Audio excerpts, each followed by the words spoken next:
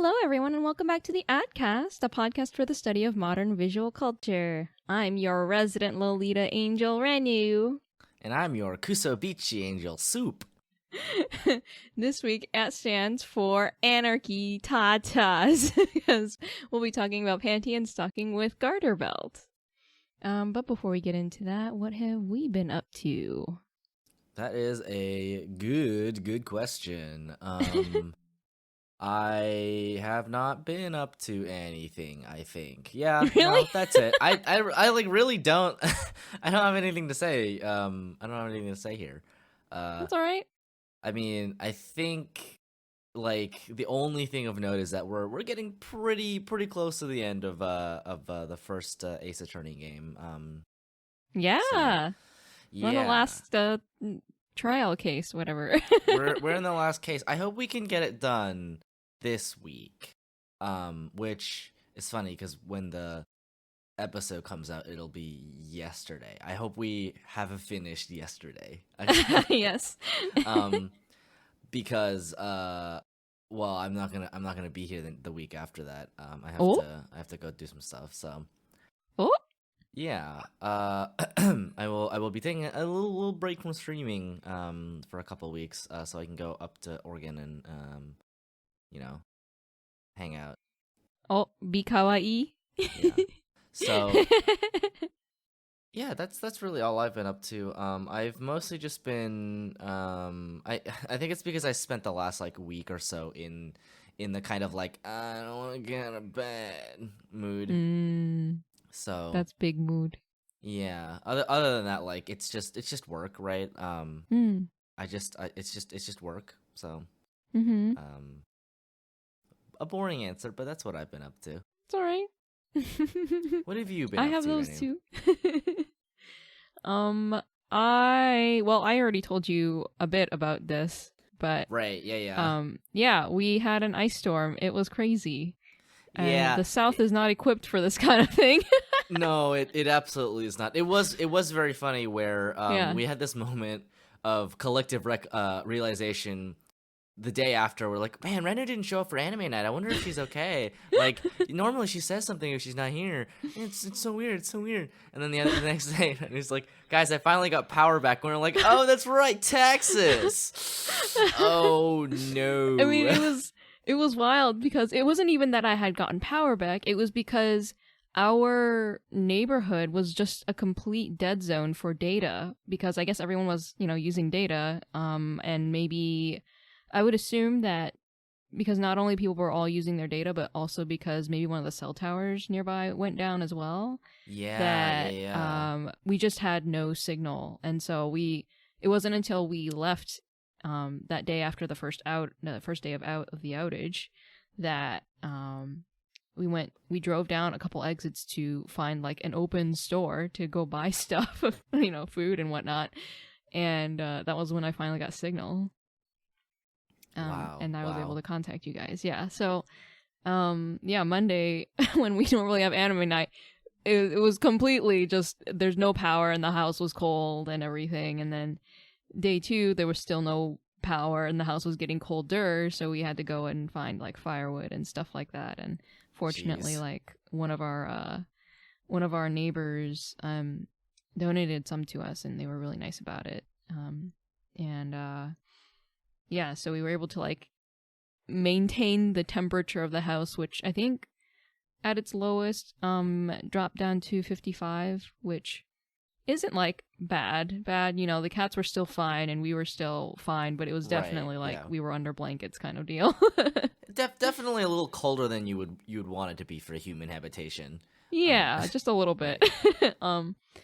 But yeah, thankfully we were able to, find or get resources donated to us so that it didn't get any colder than that. So nice. We were lucky in that regard. And then the next day we got like bits of power, right? Like for a couple hours power came on and then turned off and then turned on kind of deal. And then by Thursday it was stabilized. So right, yeah. Yeah. It will say, it always feels like the end of the world when both the power and the cell signal go out. I had that happen a couple times while I was at college, which was like, let me tell you, there's nothing spookier than when you go to a school that's just like on top of a mountain, like 15 minutes away from the nearest civilization, and then the power goes out. And you're like, oh, that's kind of weird. And then you go, and then like you check your phone, and there's no signal, and you're like, oh, that's kind of not good. And then you walk outside in the hallway with everybody else who's like, so what do we do now? That it's the oh no, it's the nighttime outside. Like, what do we do? Yeah, it's. We're on a mountain without signal. This is like a horror movie. Right. It does make you wonder, just like, has the world ended? I don't know. It could have. Like, it very well could have just ended, and I wouldn't be any the wiser because I don't have the internet anymore. Yeah, it was crazy because since we didn't have data, or since we didn't have any kind of internet, we were still able to text in some like kind of like spotty signal. Right. Yeah. So. We would like message our relatives living out of state about the news and if there were any updates on our situation because we couldn't find that ourselves unless we connected to the internet or something. Yeah. I said how positively medieval. Yeah. We felt like we went back a little bit to the olden days, but it's also like such a first world concern, right? Like, oh no, we have to find firewood for our fireplace. Right. I mean, I guess so.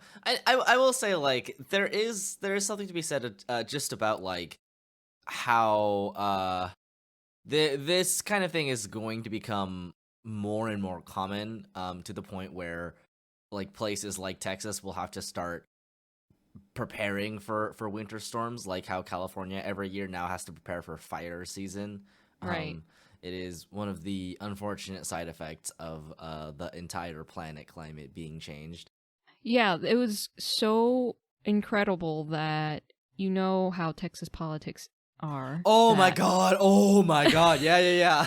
That holy people were using the winter storm as an excuse to advocate against green energy and green power, saying that this wouldn't have happened if the wind turbines weren't shut down due to the ice, even though green energy makes up such a tiny percentage of the power, like, the power generation in Texas, and it's just wild to me.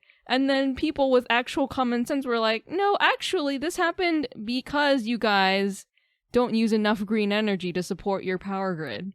Yeah. I mean, the thing is that, like, we in certain ways, we really did dodge a bullet that it only lasted for, like, a week. Like, the power outages could have, according to reports, have easily, like, knocked something really important out and just, like, blacked out for, like, weeks. Oh yeah, so. They were. I have some friends who work like in the hospital district, and they were saying that they literally had to move patients to different hospitals because they weren't able to access clean water anymore. They ran out. Oh right, yeah. Yeah, because they have their own generators and everything, so they're able to keep the hospital running. But they literally, because the water treatment plants were shut down, they didn't have clean water. Yeah, I mean that's the other thing, right? Is there was a somebody showed like a Facebook post from like a Texas mayor who was like, I don't think the government should be giving handouts like electricity and running water. Oh, yeah. And it's like it is incredible just how quickly Texas pivoted from like, you know, relatively normal place, you know, give or take, to Mad Max. It was so fast. It was like the turn from just like, you know, government handouts, like people shouldn't be on welfare, to do not, my friends, become addicted to water. It will take hold of you and you will resent its absence. It is absolutely, well, I should say it's shocking. It's not really shocking. This is always the kind of end goal of like people who are like, welfare is bad. You should never get help from the government, right? The end goal is always just like this weird kind of like anarcho-libertarian position where it's like the government shouldn't give you anything except for they have to maintain the roads and all that. Like, people never really kind of consider all of the social goods that happen that our entire societies like rely upon, and that there's like a reason that for the last like 300 or so years we've all organized under like huge governments or whatever, right? It's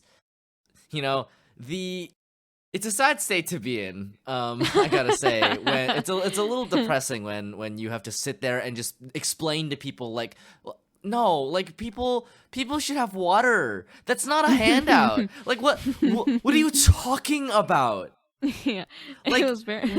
It was like a very much a like get it yourself, do it yourself. Don't expect other people to don't rely on other people and whine about it kind of mentality. Right, and it's like. Are you really gonna sit here and say that about water?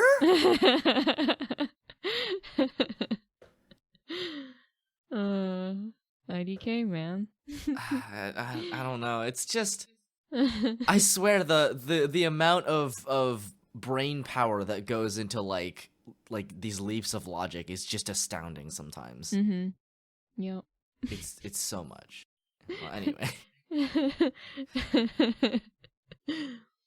Yeah, so that's all I've been up to. Thankfully, things are back to normal. I'm back at work and everything, and the roads are clear. The weather has warmed up to 70, so. Yeah, that's good. That's nice. Yeah. That's nice. It was actually really warm here today for seemingly no reason. It was like suddenly 80 degrees, which is bizarre and a little out of season, because last night it was like 42 degrees. So like we're just getting this like 38 degree like change from day to day. It's fun. California. I mean, it's not like we live in like extreme conditions. It's just weird how often it like fluctuates that much, Right. Yeah. But hey, weird weather fluctuations is better than everything being on fire, which is what we have to look forward to in a couple months. That'll be exciting as always. Yeah, now Texas has to worry about the winter, whereas California, actually the entire West Coast really has to worry about the summertime. Like this what is it, the past sort of year, Oregon and Seattle also had their kind of like hellscape fires, so oh god. Yeah, nobody's really safe on this here coast. But then again, no one's really safe anywhere in the country. You got freak polar vortexes and hurricanes and stuff. Yeah. People on the East Coast gotta get drowned by hurricanes all the time. I mean, it's just everything, huh? Yeah, no, it definitely is. Like, literally, after California has its fire season, we have our hurricane season. So it's oh yeah. One side of the country is burning, and then when that goes out, the other side of the country is drowning. Exciting. And all along the way, power companies are doing literally nothing. Thank you, power companies. I love it. Like, can we talk about how many fires were started by PG&E just not maintaining their power lines? Boy, that's lovely. Isn't that super fun and great? I wish power were some kind of public utility. Yeah. Anyway. I suppose on that note, we can go on to talk about the topic for today. Heck yeah. Yeah. So this week we'll be talking about Panty and Stocking with Garterbelt, because ding ding ding, it's episode 69 of the podcast. Nice. We're recording this in February, so we figured, Valentine's and our 69th episode deserved Something along this lines. Something a little special for you. Yeah. We are the Absolute Territory podcast. That is true. There's a lot of Absolute Territory that goes on in this show. So, yes. Panty Stocking with Garterbelt is a 2010 anime produced by Studio Gainax, you might have heard of them, and directed by Hiroyuki Imaishi, you might have heard of him. The music is by TCY Force and produced by Taku Takahashi, and it's largely written by Teddy Lloyd, and it follows two angel sisters. Here in the document, I've wrote an angle. I see that. As they work to defeat demons in order to earn enough heaven coins to be admitted back into heaven. So for context, Hiroyuki Imaishi is the director who at Gainax was the director for, both Panty Stocking and Tengen Toppa Gurren Lagann. And he later broke off to create Studio Trigger, where he created Kill la Kill and Promare. So that should give you kind of an idea of what this show is like. Sure does. Yeah. So Imaishi has, like, you can kind of tell when something is like by Imaishi. Because there is some pretty clear markers of what he wants to say, and it's interesting too because like I think the social criticisms get a little bit sharper with each one, and because like Gurren Lagann is like this very straightforward overcoming despair, fighting back against entropy. It's essentially like this battle between like freedom and order, right? Of like the restraint of authoritarianism, of a safe, comfortable, authoritarianism, and a sort of revolutionary, changing freedom that really like you don't know what it holds. And it might very well end up destroying the world, or it might be the thing that saves it, right? That's kind of the crux of it's the crux of Imaishi's kind of body of work, and you can kind of see it in Panty Stocking because you have the angels who don't act like angels at all. I mean, they're technically fallen angels, but they're still angels, and they still wield heavenly power, and literally their weapons are undergarments. Yeah. Right? And they're this like super chaotic force that is primarily antagonized by like devils who are all about order and restraint and like controlling people, right? So the central conflict is the same, and this is something that I think it comes to a head in Kill la Kill. I think Kill la Kill is probably the piece is probably Imaishi's work that deals with this the most explicitly and most pointedly. But you can definitely still see it in Panty Stocking, even though you can tell like this show is 100% made for basically fun, right? It's basically a fun project for everyone involved from start to finish. It's like very raunchy, very irreverent, lots of very crude jokes. It doesn't take itself that seriously at all. And yeah, it definitely felt like they just kind of took the reins and were just like, we're gonna make whatever the heck we want, and you'll watch it or you won't, and that's it. I actually, it's funny because I actually really like the kind of if you look at the background stuff of how this show was created, after the production of Gurren Lagann, the team went on vacation and then they got drunk and were like, all right, this is what we should do for our next anime, and they basically hashed out all of the concepts for Panty Stocking, and they're like, we want to do like a raunchy, irreverent show. Based kind of on like American sort of American animation as a body of work, which I mean you can obviously see from the art style. It's very, definitely, it's very like Powerpuff Girls, like lots of very hard shapes. Right. Yeah. No, it definitely feels like if you mashed Genndy Tartakovsky's style with Trigger and I only say that because it looks very reminiscent of like early 2000s Cartoon Network. Yeah, but with all of the sure. anime isms. Right. Well, it looks a lot like Powerpuff Girls. It looks a lot like, like Ren and Stimpy and those kinds of shows. And that's clearly where they're taking the like animation inspiration from. Yeah. And I think it's good too because Imaishi is probably I mean, really, Studio Trigger has a style that doesn't look quite like any other anime. The way that it moves is so bouncy and energetic in a way that isn't really replicable by other studios. Largely, Imaishi's work tends to look like this. Yo Yoshinari's work looks a lot like this as well. You can tell if you look at scenes that he has like personally kind of keyframed in Little Witch Academia. Like you can tell that these two people are at like the top of their game in terms of what they're doing, right?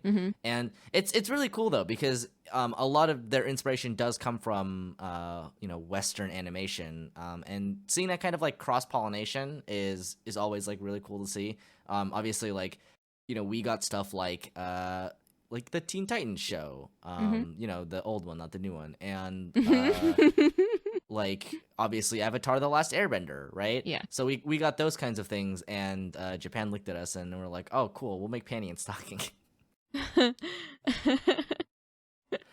This is probably, I don't know, it feels like the most, like I feel like you could show this to someone from like America or like a Western audience, and they would be convinced that it was made over here. Yeah, definitely. I will say, it is also very funny though because it seems to have picked up another thing from kind of American animation, which is that Panty and Stocking is like one. Obviously, it's because it's a show that was clearly made for fun, but like it's so chock full of like pop culture references, both Japanese pop culture references and like international ones. Like there are references to a ton of movies.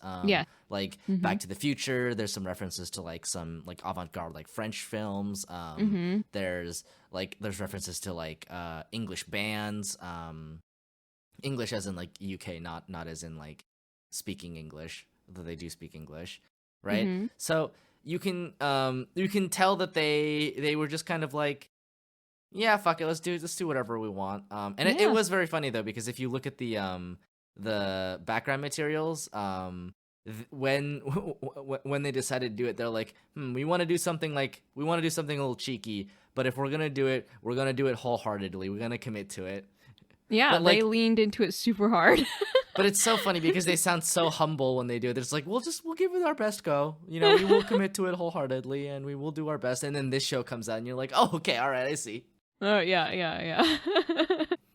And it's very funny though because like the thing about Panty and Stocking is I would say that it is far and away one of the anime that has the most distinctive styles to it. Some people will say it's like style over substance, which I don't necessarily agree with because it is kind of the nature of like an episodic show to not be as like deeply engaging, I suppose you could say, as a as a purely narrative storytelling show. But I think it's really effective at conveying like style as substance. Like a lot of what you're watching with Panty and Stocking is just like the production team, right? Like it kind of wears everything on its sleeves, right? It doesn't really hold anything back, which is pretty characteristic of like Imaishi and like Gainax Trigger's work in general. But like the fact that they at the like title card of every episode, or like sometimes because they have the split episodes at the start of every like split episode, they're like they show you the title card, which is a reference to a movie. The name is a reference to a movie. The typography is usually a reference to a movie or like a movie poster. And then they tell you who directed, who wrote the screenplay for, and who like keyframed it. So that's actually, I think, really cool. Like they tell you up front like who everybody involved in the process was, and every episode is, as a result, a little different. Sometimes a lot of different. Yeah, I still remember the goddamn Salaryman episode. That was like the most different. It felt like.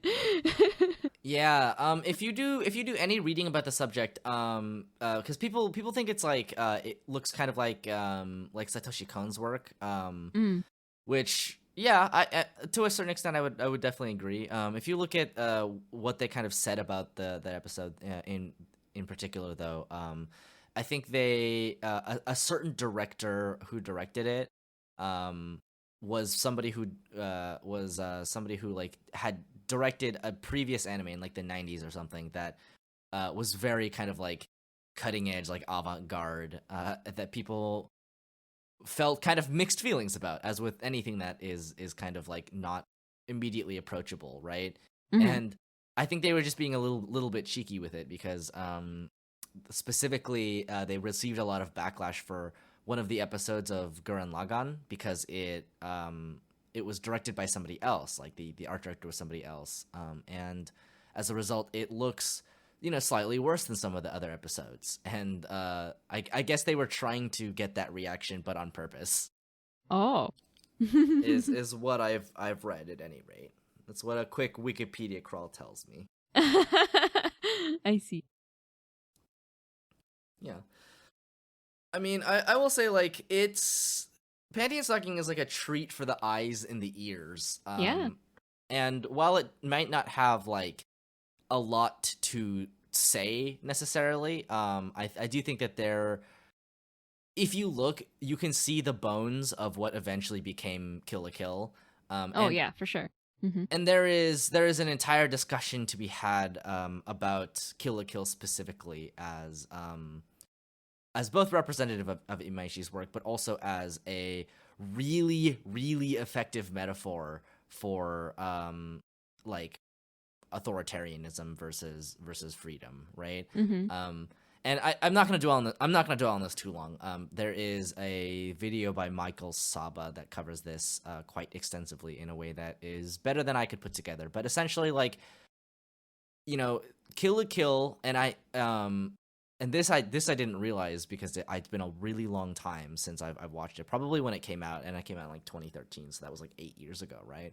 So the thing about Kill la Kill is that it draws a line, right? A connecting line between fascism and fashion, because it's wordplay, but also, like, the idea of fashion as a part of fascism is true, right? The fact that the power of like fascism largely comes from aesthetics, right? People like Coco Chanel were people who designed things for Nazis, right? So there's a real kind of history to be reckoned with there. And specifically in a Japanese context, if you look at the uniforms of Japanese students, right, the kind of like gakuran and the sailor uniform, they're based on military uniforms. So right. There's this idea that the military coding of the history of Japan is seeded into the very institutions of youth where they grow up and learn to become people, right? So that is what Kill la Kill is about, and you get a little bit of that. You see the seeds of that in Panty Stocking, right? The idea that their undergarments are weapons that they use to fight demons. Yeah, there's definitely the series plays a lot with the different statements that it makes by expressing it with clothing, and then you get to see that in full force with Kill la Kill. Yeah. I do like that, actually, about Panty Stocking, is that they all wear like different clothes from day to day. Except for the characters that like don't really, and they usually have reasons for, like you have Brief, who doesn't really care about like fashion because he just wants to be a nerd. You have Garterbelt, who is You want to be Ghostbuster. You have like Garterbelt, who is dressed as a Yeah. priest every day, and like Mhm. the God, what are their collective names? The like two demon sisters. I think they're just the Damon sisters or whatever. The Damon sisters are they're always dressed in their school uniforms, which I Mhm. think is kind of where you can see that the seed of Kill la Kill, right? This line between like, military aestheticism and school uniforms and Mhm. authoritarianism on the whole, right? Yeah. Yeah. So yeah, I think that's really cool. I think that's really cool. Mhm. Yeah. The animation is really good in this show. I mean, Oh man, like it's stunning. as with anything that like Imaishi works on, a lot of care is taken to make sure that when there is spectacle, there is spectacle. It's funny because you can really easily tell when they take the scenes into like 3D space, and when they're like working in 3D. Mhm. But it's so seamlessly integrated into the world in a way that looks great, and it's something that comes back if you watch Promare. A lot of scenes in Oh Promare are yeah. like this too, right? Mhm. So like the fact that the city is kind of like this like really super flat like 2D rendering of a city like we get in like an American cartoon like the Powerpuff Girls, but Mhm. then it's also rendered in 3D so we can like zoom over the top of it, right? Yeah. Yeah, Yeah. it's They've Imaishi's never been shy about integrating 3D with his 2D elements, but in a really nice, seamless way that you don't mind that it's there, even if you notice it. right. Uh, yeah, Yeah. he's rather impeccable with it. On that note, I also like that when the ghosts die, when they're defeated, they have a 3D model that explodes like that it's a tokusatsu show, which is it's it's funny. just crazy how many art styles they use in Panty and Stocking, but also you see it in Promare too. They used a ton of different art styles. Yeah. Well, it's also funny because like as like funny as it is to have like 3D models of all of the like recorded 3D models of the ghosts, right? Being Mm-hmm. exploded. It's funny, but it's also like it also kind of makes sense for what kind of show it is, because really if you think about it, it is like a magical girl tokusatsu show. Yeah. Right? Like it's a monster of the week show. It is 100%. Yeah. And it is actually on that note, it's interesting to me because Panty and Stocking as a magical girl show is something that I hadn't really considered a lot of, but it's kind of sticking with me now. It's 'Cause shockingly fitting, right? I mean, especially given the fact that a lot of the children in the universe worship Panty and Stocking, especially right. young girls.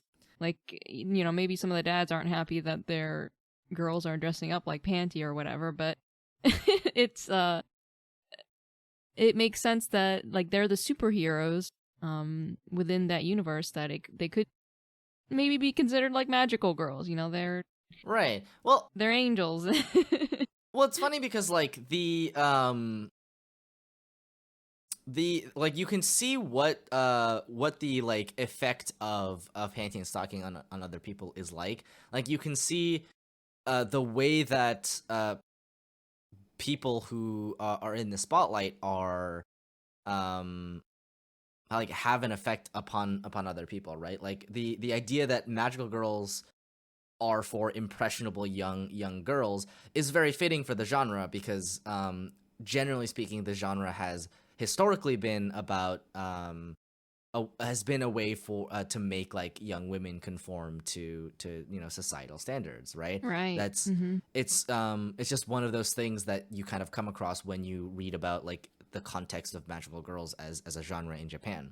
Mm-hmm. And it's interesting because I was thinking about this kind of thing very recently, because I was mostly because I was like watching those episodes of Wonder Egg Priority, which I cannot wait until the end of the season. I cannot wait until we talk about Wonder Egg Priority. Holy shit, I have so much to say about Wonder Egg Priority. But needless to say, like, in 10 years, right? Because Panty Stocking, I believe, came out in, I think, like, 2009. No, wait, 2010. I wrote it right here in the document, right? Panty Stocking came out in 2010, and it's kind of in that, like, Bayonetta era where, like, characters are, or at the very least, there is a string of characters that are kind of, like, irreverently sexual in a way that is meant to be, you know, somewhat empowering. And it, like, while there are definitely criticisms that, you know, you can level at that, right? Like the fact that, well, I mean, they're not like real people. They don't get to make choices about their bodies because they're not real people, right? They're mostly just made by like horny guys to be objects of sexual desire. Right. I mean, there is something to be said about the context of it being within in Japan, which is a highly conservative country, arguably even more so than ours. Which, I mean, to be fair, that's our fault. We did that. I mean, we might have done a little bit of the United States of America might have done a little bit of work to make sure that leftism never really took off in Japan. But anyway, that aside, like it. There is something to be said about specifically in the magical girl genre, having your magical girls both be adult women and be like not role models, really, right? They're not meant to be role models. They're kind of like bad people, I guess you could say, right? Yeah. But like the fact that they are not like super respectable, even though they're angels, right? They're not like upright, like outstanding members of society. They like curse and swear and do like all kinds of terrible, selfish things. And they like, you know, one of them is out like fucking constantly, right? That's not a great example to set for your children. Yeah. Just kidding. Maybe it is. I don't know. Like. It's, but at the very least, it's not something that most parents would be like, oh yeah, that's what my children should be like looking up to. And one is like gorging herself on sweets all the time, right? Like these things are like, they are people who live, like the angels are characters that live by their vices, right? They live to, and it's funny because they kind of like, they kind of represent the like 2 of the 7 deadly sins, right? You have gluttony and lust, right? But at the same time, you know, those are the titular characters. Those are the people that we're rooting for, right? There's like at the end of the day, like those are the people who come to save the day. And that's why it feels less of like we're passing judgment on anyone who doesn't agree with our ideals, and more of a, well, sometimes you just gotta accept people for who they are, and you gotta accept yourself for who you are. Right. And then maybe you get angel powers and you save the day. I don't know. I mean, I also just like, I like in the final episode when Panty is like at Granny's house and Granny gets like shot and she's just like, just live as selfishly as you want. It's fine. Someone else will fix it.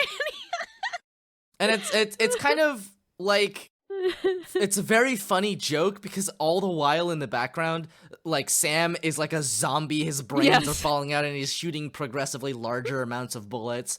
Like, and yet, right, there's kind of something to be said about like the lesson that women should be allowed to live selfishly, right? Yeah. Especially in a highly patriarchal country like the United States of America.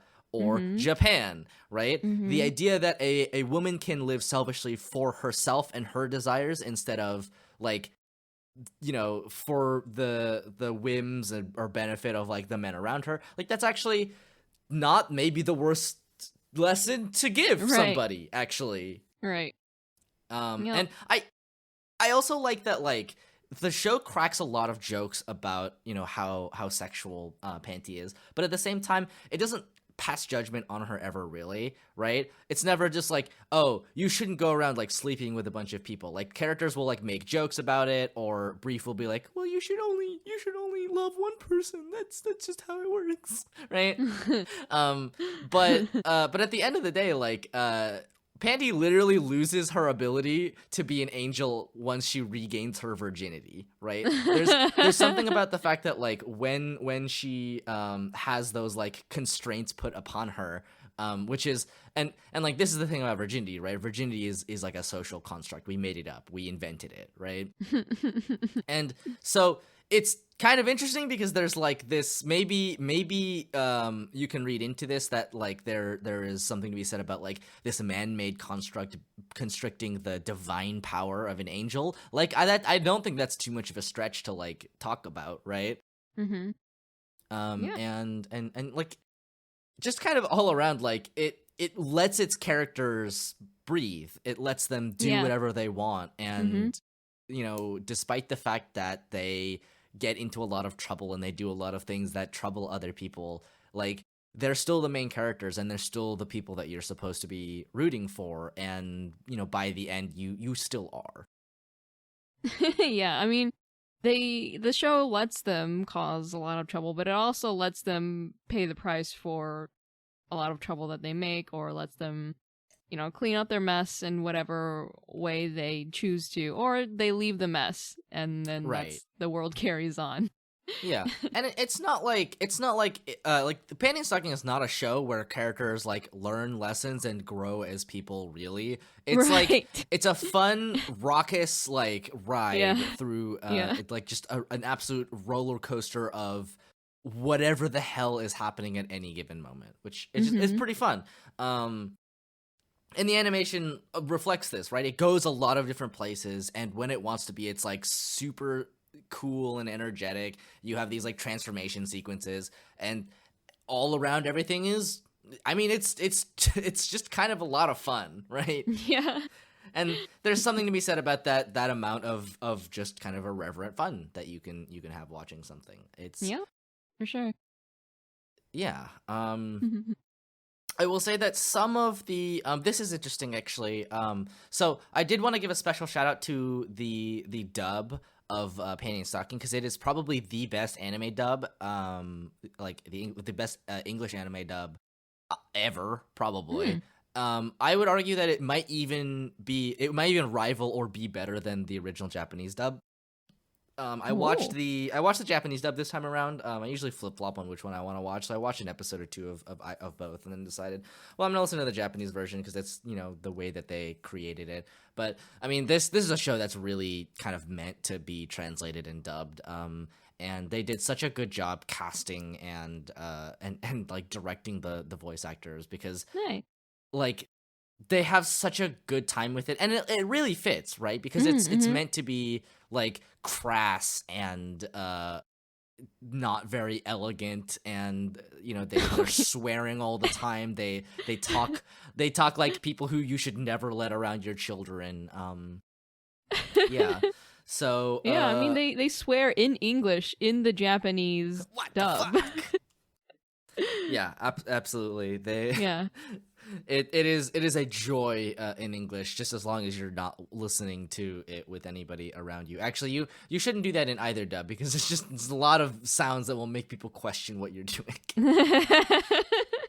But yeah. Yeah, I imagine that the voice actors would have had fun with this one, because it's probably quite different than what they usually get from anime. And oh yeah. It's, you can tell, like the dub has so much like energy in it. It's so good, and like this is like and I don't want to make any like super generalized statements, but anime dubbing has gotten a lot better in the last couple years, and it because like God, like it just. If you ever go back and you watch the original dub of Full Metal Alchemist, like the original one, not Brotherhood, it's like it's okay, it's all right, it's fine, right? But like the marked difference between that and Brotherhood, it by itself is like is pretty big. Sure. but like, you know, compared to that, like anything that came out in the last like 3 years will just like blow it out of the water. Oh yeah, And there's absolutely. no contest. And yet Panty and Stocking's dub still holds up because it's so good. And it's like, it's just made to be dubbed, really, like realistically speaking, right? I mean, obviously that, and like there's just kind of the low-key thing where it's just like you cannot replicate like the way that that Garterbelt talks in Japanese, right? Like he has a certain way of talking in Japanese, but like when you hear the dub, you're like, okay, yeah, this was as intended. Like, it's like when there was a mangaka who wrote a manga, and I don't remember which one it is. I think it was a pretty well-known one, but she made it, and she was like, "Oh, I was imagining the entire time writing this that the voice actor for this boy, one of the love interests, was Takehito Koyasu, who is the voice actor who plays Dio." Right? So like it's kind of like that, where sometimes you make something and you're definitely just like, I have something in mind, right? And given the amount of references that are to like Western media in Panty and Stocking, like 100% Garterbelt was made with a certain kind of like Samuel L. Jackson archetype in mind. Actually, probably that exact archetype. Now that I think it's probably I exactly, bet so, yeah. Probably exactly. They saw like Samuel L. Jackson in like Pulp Fiction and were just like, I want to make that character, but a priest. Make him a priest. Yeah, no, I would believe it. Yeah, it's some things you just can't substitute. Like they just don't translate. You know, It's just how it is. It's just how it is. But yeah, on the subject of the sound design, actually, the sound design is really good in this show. The music is I don't know how to put this lightly, but the music fucking bangs.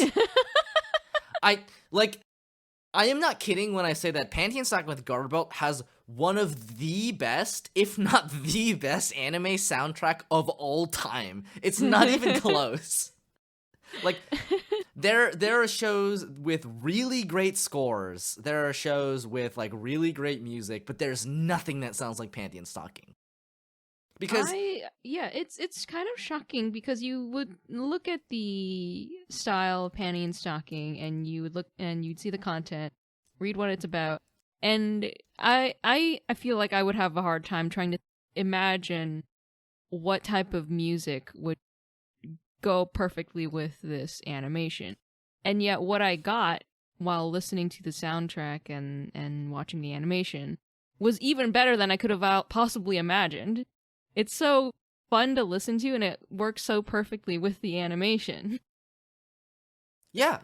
And the thing is too, it's so probably why it doesn't sound like anything else is because of the very like unique way it was written, I guess, or produced rather, I should say.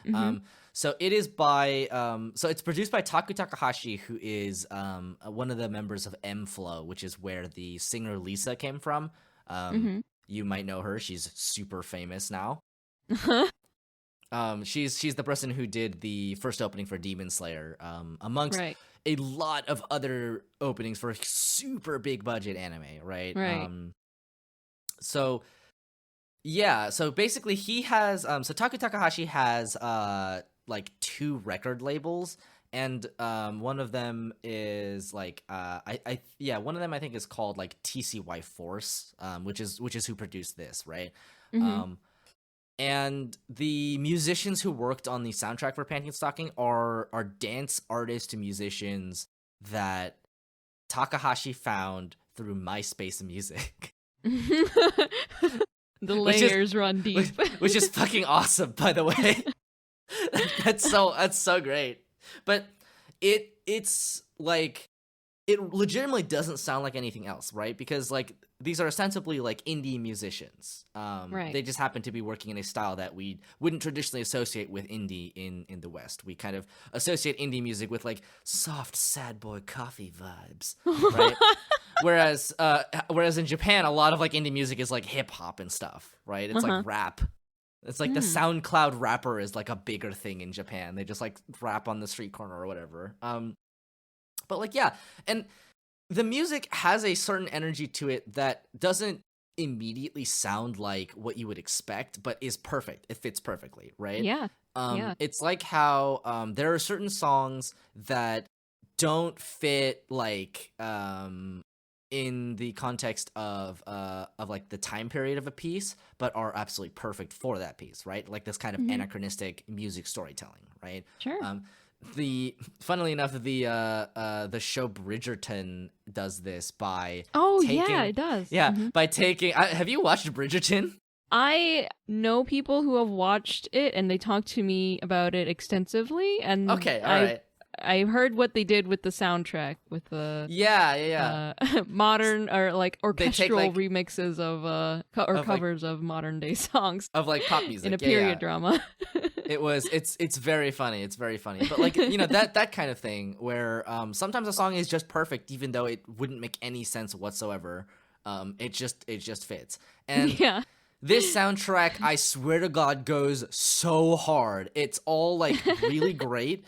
It all fucking slaps. Like you could listen to this every day for the rest of your life and it would like not be enough. Like the soundtrack is so good, and it's iconic too, right? Like the opening, the ending song. I actually really love the ending song. I love the ending. Yeah. It has such a different energy that really complements like it feels like the difference between like our podcast, right? If you listen to our opening and then our ending, they're very different kind of moods. But it's because, you know, the opening is supposed to be energetic, it's supposed to get you hyped up for the stuff that's happening, and then you have the ending song where you fade out into the softness or whatever, you kind of right? wind down. Yeah, it's like wind down stuff. And like it's fun, right? Like you have what's it called? The Fly Away song that plays when they transform. I love the Fly Away song. It's so good. They have what's it called? What's his face? Briefs. They have Briefs theme Cherry Boy Riot, which is it's such a good piece of music. Like it slaps.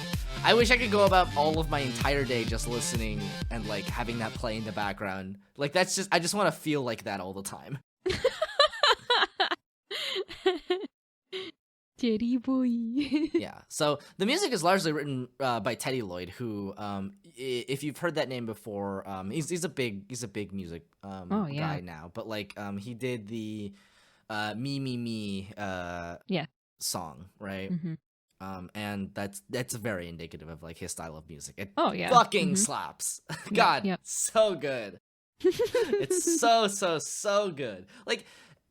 This is just one of those things where, like, when you have something that is made, like, more or less purely out of passion with no regard for profits whatsoever, because, like, God knows if they were ever gonna make a dime off of this show. Like, it's like way too raunchy for like primetime television, right? Like you would have so much trouble like selling like merchandise for it, like all that kind of stuff. Like the reach of it is inherently a lot smaller than like a big like broad appeal show like Gurren Lagann, right? But they had so much fun with it that you really like you just wish there was more stuff out there like this that doesn't like it throws all caution to the wind, like takes off all its restraints and just goes for it. And I just wish more pieces of media in general did that. And I wish more anime did that specifically. Like everything Trigger puts out feels like that, right? Where it feels like this is like animators making what they want to animate. And that's a good feeling to watch. It is such a good feeling to watch. It's an entirely different quality than what you would expect from something that is I don't know, that's really, really, I don't know how to say this. by, I guess, like a huge studio where they kind of just have giant teams that make this thing. There's a lot of like heart and passion that you can feel from every scene that they animate in this kind of thing. Well, I mean, it's just the idea that corporate media has no soul, right? There is a soul within this piece of work. Right, well, which isn't to say that like things can't, be good or meaningful if they come from corporate places, but it is to say that like there is a marked difference between when the people working on a project are able to do what they want to do and when they're not, right? Like there is, if you look at, for instance, the difference between the original Beauty and the Beast animated movie and the live action movie, you can see the difference, right? You can see the difference of like, what people would consider like Renaissance era Disney and like what they wanted to do and the way that they tell stories, and it's very sharp the way that they are able to tell that story, especially through music and like pace the way it is, animated the way it is. Everything feels like it comes together as a cohesive work that people wanted to work on. Whereas the Beauty and the Beast live action movie kind of feels just like a cash-in. It doesn't feel like anybody really wants to be there or do anything. And you can feel just how bloated the production team for that is. Right? Yeah, 100%. You can so sense many it. Right, there's you can tell that there's so many people working on it with like so invisibly and with such with such restrictions on what they're allowed to do that there is like no life in the film whatsoever. Yeah, and that's not to say, of course, that a big project with a lot of people can't have a soul and whatever, that everyone puts their all into whatever piece that they're responsible for. But yeah, it's, especially as an artist or someone who writes or creates media, you can tell when your fellow media maker or creator is able to stretch their wings and kind of relieve that pressure off of themselves and make something that they truly love and have fun with. It's like very validating in a way that they can make something so good while having like almost complete creative freedom, because generally with something like this you worry that the imperfections might crowd out the things that you really love about the project. It's not highly produced by corporate overlords or whatever that know exactly how to tap into the minds of their audiences, and or they at least presume to do so. And so when you make something as organic as this that that you'll like, but you don't know whether your audience will like, that can be very worrisome. But they made it anyway, and they put it out anyway, and people really, really loved it. Yeah. I mean, you can even see this in anime, right? If you look, like there are shows, like slews of shows that come out every season that are clearly meant to generate interest for the manga and pretty much nothing else, right? Like, I mean, actually a lot of anime nowadays kind of feels more like that than not, but like, sure, the idea that that like an anime doesn't have to be like good or necessarily, or like great necessarily, but like it just has to be an anime is kind of the attitude I feel like coming from a lot of especially a lot of adaptations, especially if any of the myriad isekai shows that have been coming out lately, right? Or like even if the art is like good or fine, and even if the animation is good or fine,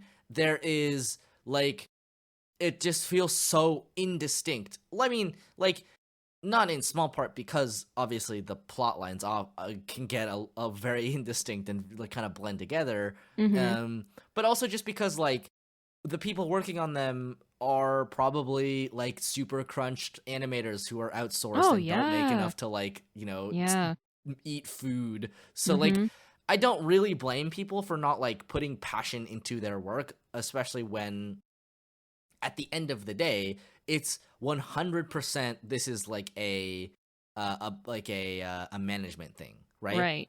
Like Yeah. the reason Trigger Works feels so good is because they care a lot about making sure that artists can make the art that they want to and not necessarily making as much money as humanly possible. Because Yeah. Studio Trigger is kind of, it's funny though, because like Studio Trigger is kind of like the studio of the people in a sense, right? Yeah. Like they make a lot of weirder kind of off-kilter stuff. Their animation always looks really, really good. They, sometimes take a risk and it doesn't pan out.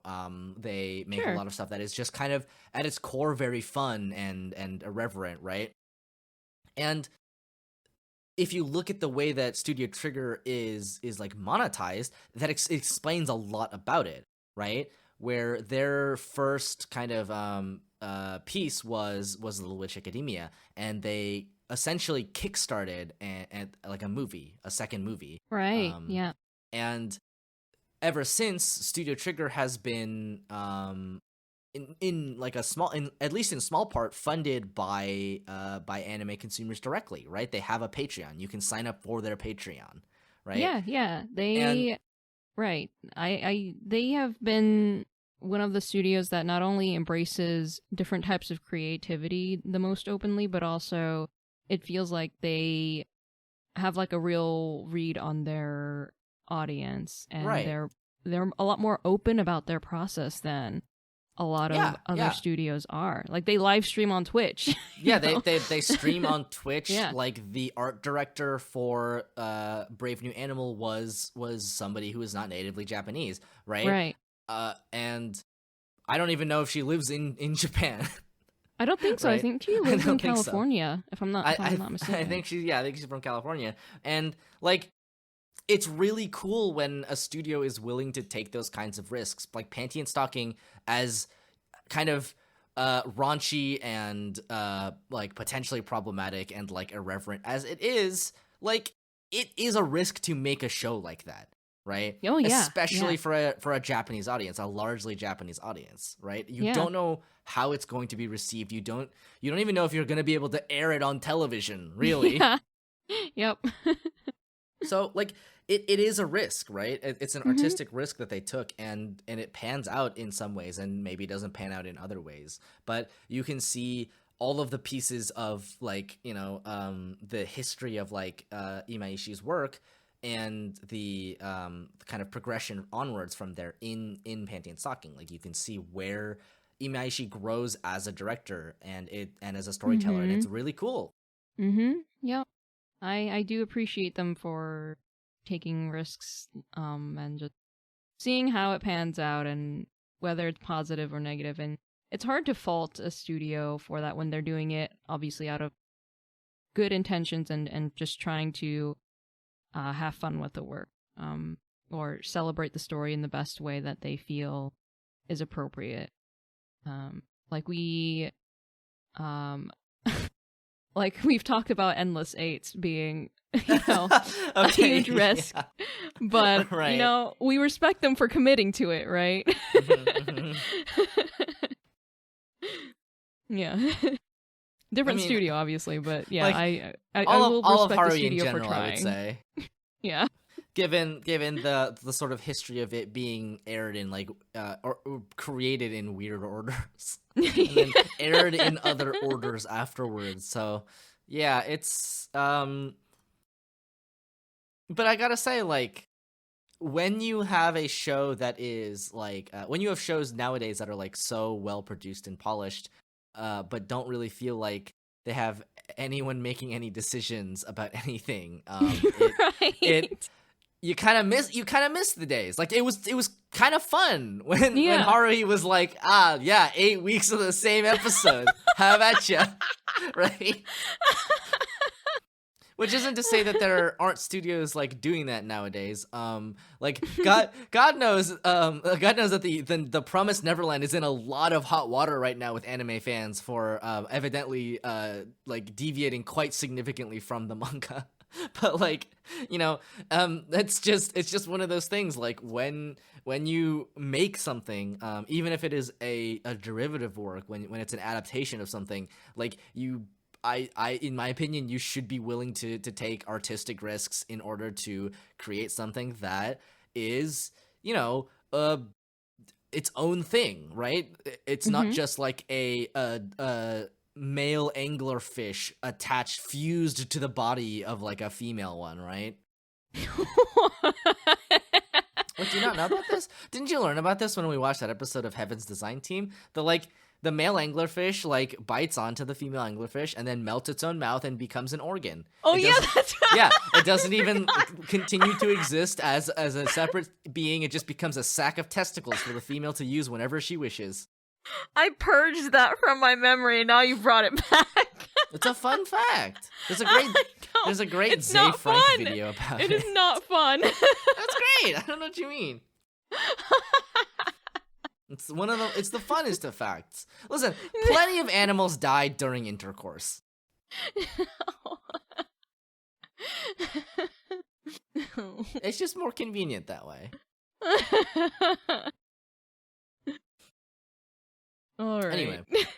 Anyway, yeah, I like the way that the Panty Stocking is produced. It's very cool. I mean, I have a soft spot for anything that is like very unique in its own right. This is obviously very unique in its own right. There's nothing else quite like it. Like you won't find anything else like this unless you look to other trigger works, and even those aren't quite like this.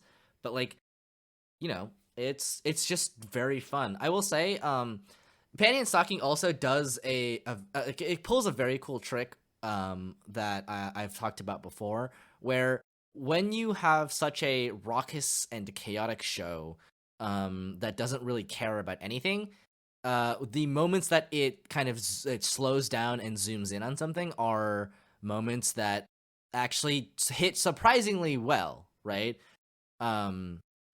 Like there is that episode where Stocking like falls in love with a ghost, and that entire episode you're like, what is happening? What's the point of this? Right? You're like, why is it like this? This guy sucks. But by the end, like in the very kind of last couple moments, you're like, oh wait, actually that's kind of nice. Like it actually like turns this entire episode, which until now has pretty much just been like one big running joke, into like a moment of sincerity, and you're like, oh wait, oh how about that? And like they play the music and they play the scene so completely straight. And like Panty is there like, what is happening? But like, you know, the other two characters in the scene, like Stocking and the guy, the ghost, are like taking it completely seriously, and you can't help but sit there and be a little bit like oh yeah, kind of. You know, it's kind of, but like, I mean, this comes back later too, right? Where the slower scenes where like Panty doesn't really have her powers anymore, and she is kind of learning to like in a sense kind of learning to appreciate like Brief, who has always been there for her. Like those scenes also are kind of nice, where you're like, oh, it's like a soft like oasis. It's like a spot of respite in what is otherwise an incredibly chaotic show, and it makes everything afterwards feel like it's accelerating even faster, right? It's this it's actually this thing that they do in music, musical specifically, where if a song is already really fast, they'll like slow down for a couple notes so that they can make the next part of the song feel even faster. So that's what it feels like to me with Panty Stocking, with the last like 2 episodes, where there's like this like small scene where like or like there's this like slow soft scene where like you know, they're actually like talking to each other and they're like looking at each other, like they're seeing each other for like kind of the first time, and then everything that happens afterwards is absolute chaos. Yep. That feels very Trigger. Yeah, oh yeah, 100%. It's very Trigger. Like there's always just like the little lull, and then just all right, gun it, blast it. Too much lol. Yep. Yeah, I mean it's just very like every piece of it in the last 2 episodes are actually astoundingly well put together too, as like a as kind of a mini example of what a trigger show looks like, where like you can trace the entire like 3-act structure throughout the last like 2 episodes of Panty Stocking. It's actually really funny.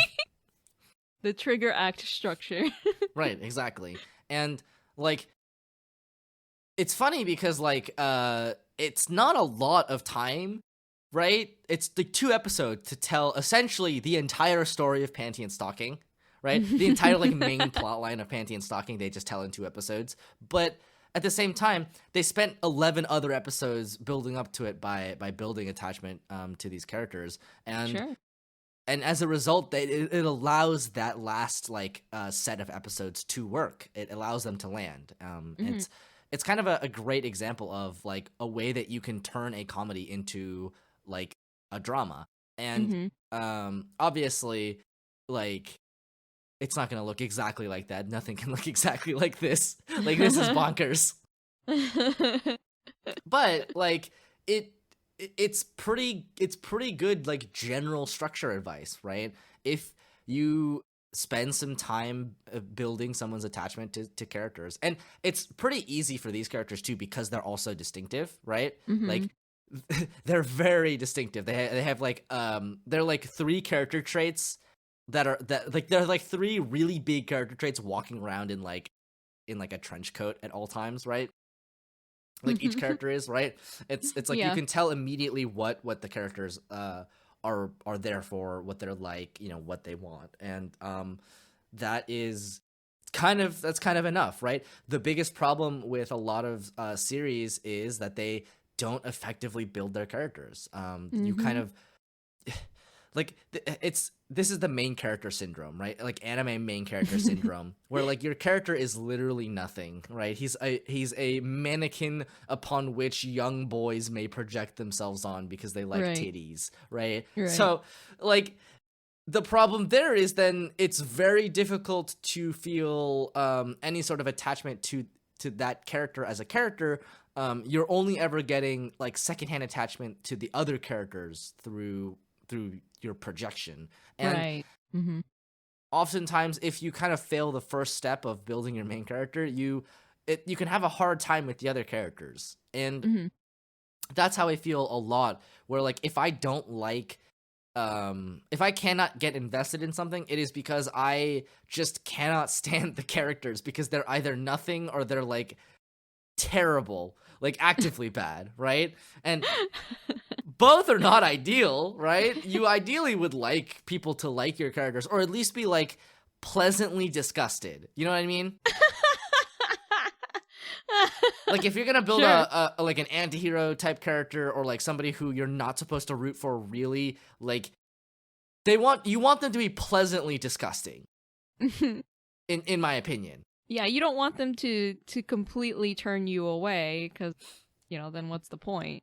Right. You don't want them to be like, yes, I kick the elderly and I murder puppies all the time. I do nothing else but do that just all the time. That's my only hobby, right? I exist to make other people bad all the time. Only murder, right?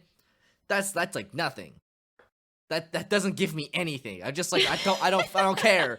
But if you're like, yes, here's a villain and they're evil because they really just want to be evil, you're like, okay, right. Oh hell yeah. You know, there's a certain like, you want them to be disgusting, like pleasantly disgusting. It's a fine line to be pleasantly disgusting, right? I want a character who like lives as disastrously as possible, possibly completely on purpose, right?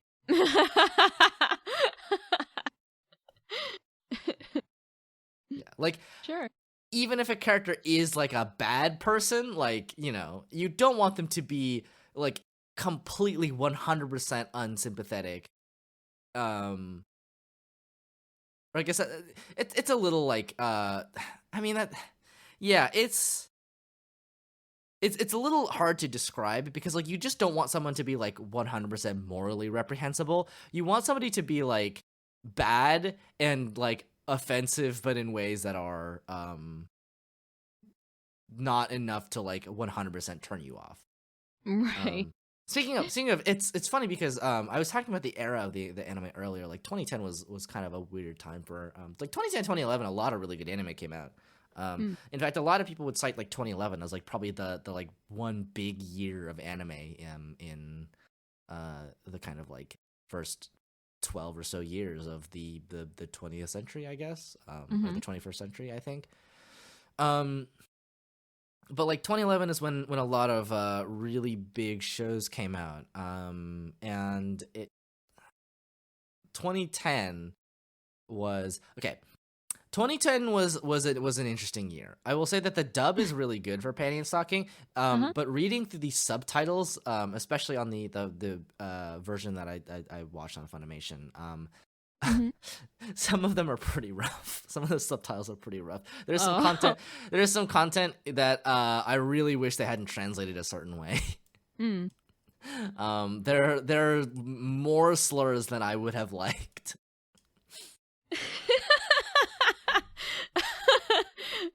I see. Yeah, it's like some of the stuff I don't think has aged particularly well. A lot of Panty Stocking I think is fine still.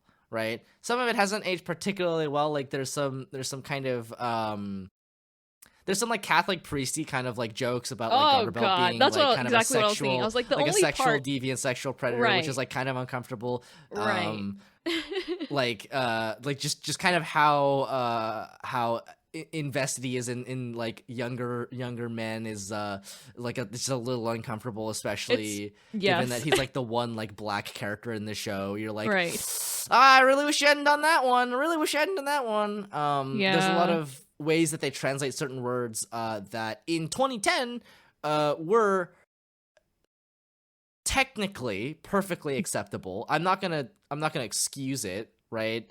It was just the norm back then, but also like it still sucks, right? Like there's some instances where they translate some of them as like the F slur for gay people or the R slur, right? It's like there are certain phrases that they use that I like just don't really agree with as a translation thing. Actually, this was I don't know if you remember this or how much like I imagine you must have read a lot of scanlated manga in your day, Renu. But like I read a shit ton. Probably like 80% of the manga I've ever read has been like translated in like before I would say like 2014, right? So there was a certain habit of like really injecting American like early noughts kind of early tens American dialect decisions or cultural artifacts, such as just saying the R slur all the time. Like obviously we as a society have moved past that well and beyond, I would hope. Not everyone. But it's not a word that like we use anymore, even in a medical sense, right? Even medical professionals frown upon the use of that word. So like don't fucking use it. Jesus, right? And so like watching an anime from 2010 where they're like, this, you're like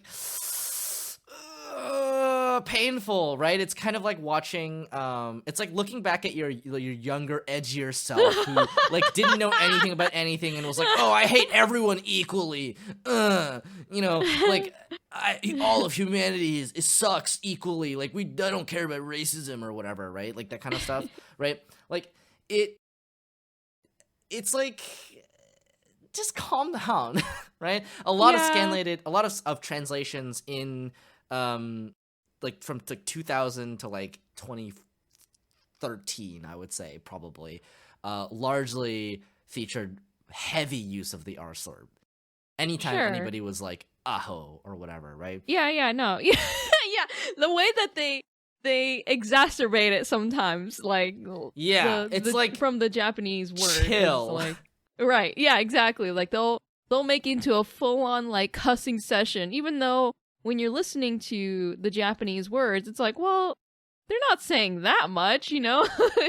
Yeah, and like part of it comes down to just the fact that like it's just a way people misunderstand translation because they look at the words that are being said and they're like, well, these are like the analogs in English or like American English because, for instance, like these words don't seem like they're that offensive, but in Japanese they're really offensive because people don't really use them, right? It's a politer society, but there's also kind of just like generally speaking the context of how a character is speaking. Like the reason Panty and Stocking's dub works really well is because even though they swear all the time, like they're dirty mouth cussing angels, and that's kind of established from the very beginning.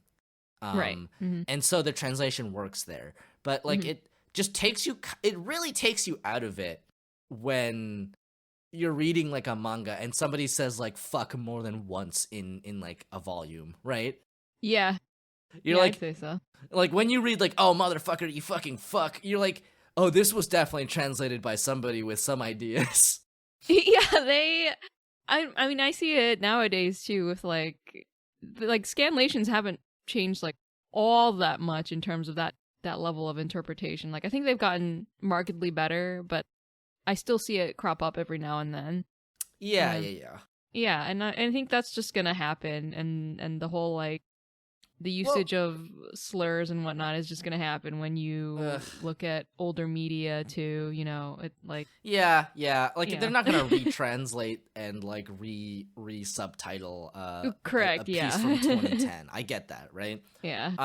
It's the thing is, to me, like there are points where it is appropriate to use those words because, you know, the way that people talk in Japan, we should just compare to the way that people talk here, right? It conveys the same ideas. But when you use them a little bit too liberally, when you use like swear words specifically a little bit too liberally, it really takes you out of it. Because, and this is the thing, is like, if you look at like movie scripts, people don't really do that unless they're trying to go for a very specific vibe, right? Right. Like, yeah. Like yeah. Wolf of Wall Street, or like if you're you know watching a movie about like college students love to swear.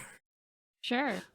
I mean, which isn't to say that I don't love to swear. I do love to swear. I swear all the time. I swear all the time on the podcast. Yeah, you tried to not swear on the podcast, and literally in the opening you swore. Oh my god, really? Yeah, there was like one that. episode where you tried not to, and then as you were doing the introduction, you swore, and it's like, wow. Yeah, no, I do love me some swears. I used to be much worse. Me in high school was like me in high school I used to swear all the time. Personally, now I think it's funnier if you leave swearing to the moments when it would be the best, right? Mm-hmm. I think it's best for extra emphasis. It's more special if you save them. Yeah, like what was it? The bench anime when he breaks out the English. Yeah, totally. I mean, I say that like I haven't sweared a bunch in this episode specifically. I have. Oh boy, I know I have. But anyway, yeah, so, I mean, I don't know if you have anything else to say about it. It's Panty Stocking. Given, like, the content, it may not be for everyone, because, like we said, it's extremely raunchy and very don't watch sexual. this. Yeah, don't watch this with your parents around. Yeah, but if you are fine with that kind of stuff, like, there's, like, a lot of toilet humor and that kind of thing, too. If you're fine with that kind of stuff, you can find comedic value in it, then I would highly recommend watching Panty and Stocking. Yeah, if you love animation, I would highly recommend that you watch Panty and Stocking. Don't watch Panty and Stocking while you're eating. Oh. There are 3 different episodes about bodily excrements. Yeah.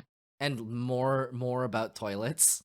Yeah, the toilet episodes, like, I'm not a huge fan of, you know, that kind of content, but I still got through them because I like the show overall. Yeah. It's a very charming show overall. Yeah. It's It's funny though because like the thing about Panty Stocking to me, as kind of like like I guess what you would call like an adult animation, which is not like when I say that I don't mean like a pornographic animation, though there is a lot of sex. Right. But as an adult animation, because like in the West we kind of have this context of adult animation as well. It's like children's cartoons, but lots of sex jokes, right? Like we Right. kind of think of like Family Guy and like Seth MacFarlane's sort of gaggle of animated television spawn. Um, but Panty and Stocking I think does it in a way that is fun. It's like consistently funnier and not quite as mean-spirited, I feel. It often feels like the humor is coming from places that is not necessarily at the expense of like other people, especially like marginalized people. Oh yeah, where yeah. a lot of adult animation in the West does feel that way. It feels very mean-spirited. Stuff like South Park, obviously, is like the biggest offender of this. But like Panty Stocking doesn't feel that way, even though it takes a lot of inspiration from those animations. Like there are scenes that look like certain shows. There are scenes that look like South Park, for instance, right? Yeah, it's very chock full of references too. So if you're like well versed in like cinema, it's a good time. Honestly, it's pretty fun. You're like, oh, it's just like there's an episode where they get defended in court by a monkey. Yeah. There's a zombie episode. There's a zombie episode. Yeah. I think like sort of floating stuff that I never really got to mention. I like that the sort of present theme of like bondage and kind of sexuality as sort of metaphor to understand like divinity and devilry is kind of cool. I like that. Sure. Garterbelt is a character who is really into like bondage, but being bondaged. Because he's like a priest, right? It's like the kind of like Christian thing of like, you must take suffering upon yourself. That's the way of the world. It's the way of Christ. Right, but he derives pleasure from it. But he derives pleasure from it, obviously. So like you have this kind of twisted sense of it. But at the same time, the sort of central antagonist, Corset, is a character who is who does the restraining and is also restrained, right? So like you have a character who is like imposing order upon other people, but that order is also controlling him. And I think that's a really cool thing because it's essentially a way of tying both a character's like themes and character design into the larger themes of the show in a way that feels very organic and that you see come up again in Kill la Kill.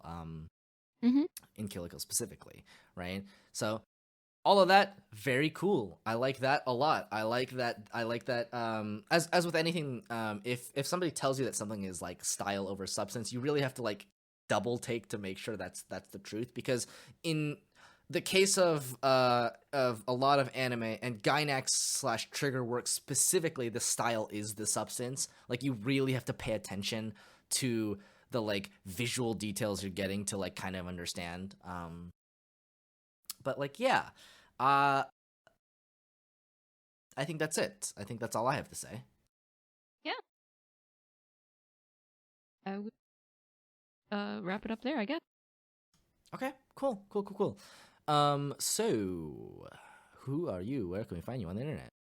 Who am I? I am Renu, also known as Swan. You can find me on Instagram at swan.drawn. You can find me on Twitter, Twitch, Tumblr, all that at swandrawn.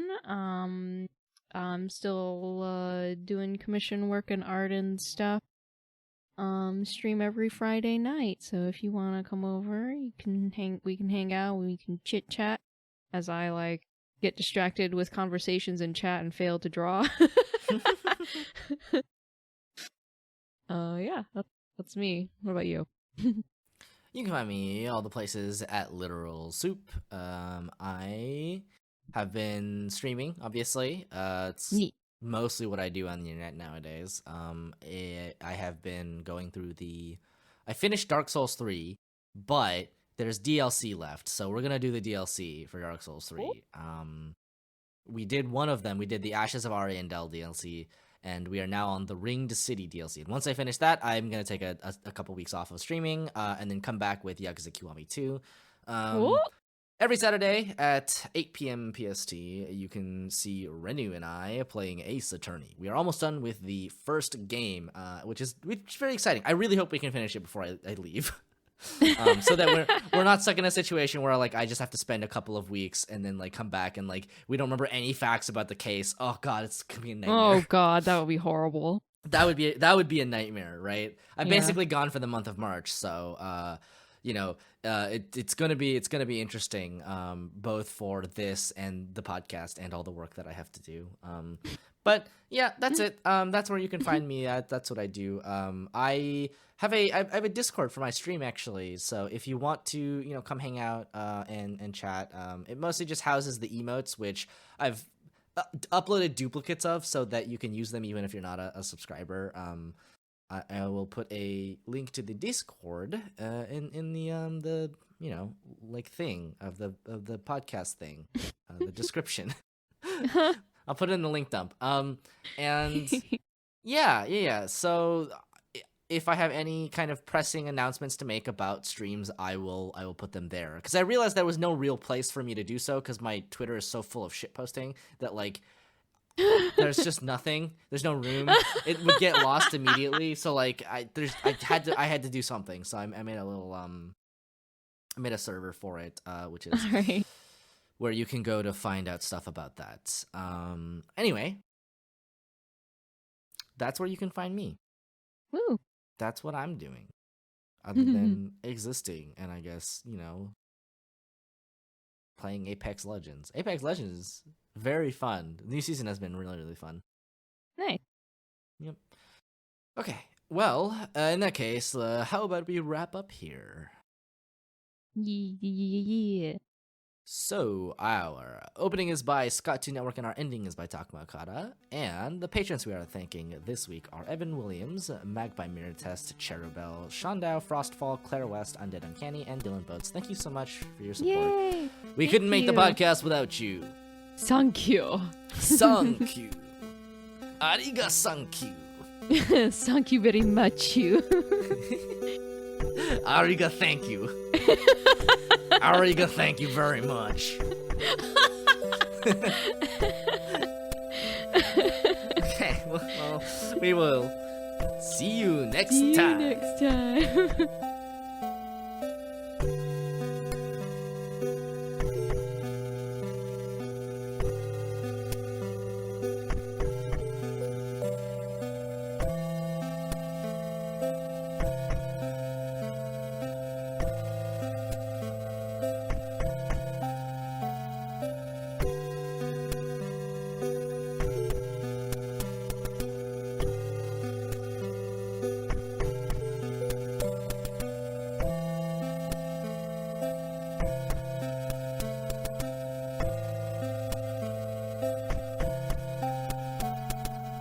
さようなら。また明日ね。